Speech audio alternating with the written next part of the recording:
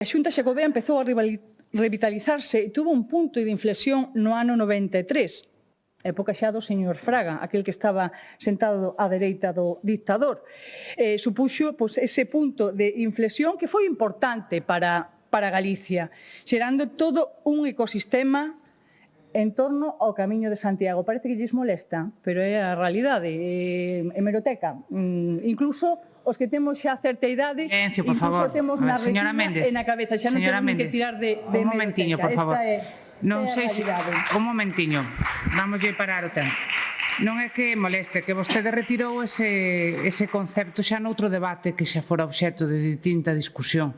E retirou no da orde do día. Non sei se hoxe quere volver a facer o mesmo. Non, porque non dixo, non sei se me escoitou. Sí, perfectamente, sí. Que o señor Fraga estaba sentado á dereita dun dictador. Exactamente. Puntualizouse que cando se empregara ese concepto era o dictador que dictaba, e vostede estivo de acordo nese debate, que o retiraba. Non. Sí, bueno. Non retirei, eu. Bueno, pareceme, vostede siga, que teño facultade para retiralo concretamente, si considero que non afecta. Como que foi? Xa empezamos outra vez, señora Prado. Pero Franco non era un dictador. Pero non está falando de Franco, señora Prado. Franco non era Precisamente. un dictador, señora. Vostede, precisamente.